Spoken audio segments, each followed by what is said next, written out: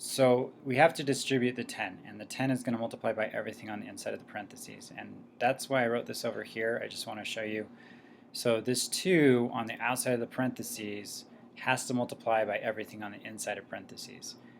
It is broken up, but we can do this. So, and I'll just show you that it's the same either way. 2 times 4 gives me 8, and then 2 times 2 is 4.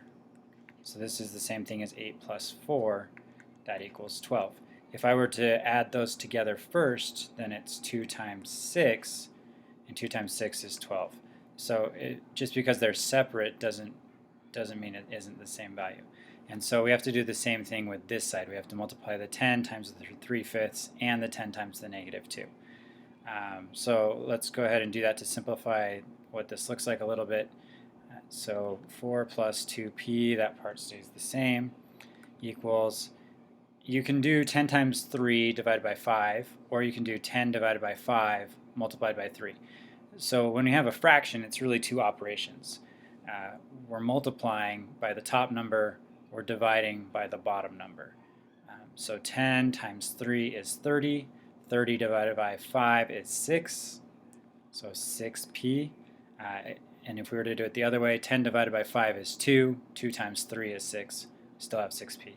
And then 10 times -2 is -20. Okay, and then at this point we just want to get the p's together on one side and the carets on the other side, the numbers on the other side. Okay, so let's get rid of this -20 first. The opposite of a -20 would be a +20. And again, it's an equation, so it has to stay the same. It has to weigh the same on each side. So if I add 20 to this side of the scale, I also have to add 20 to this side of the scale to keep it balanced. Okay, so that's going to give me 24 plus 2p equals 6p, and then -20 and +20 cancels each other out.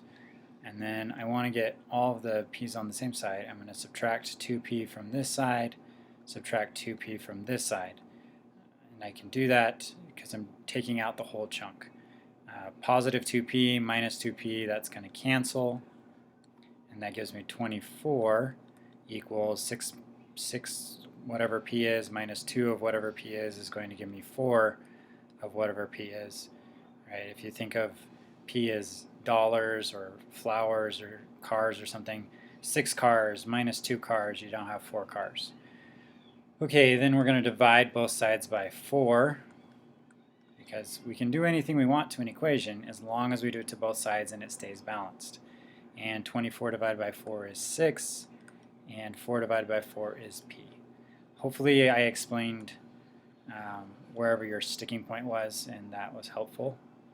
And if not, let me know maybe more specifically where you're getting stuck, and then I can kind of go over why it works the way it does. But hopefully that helps.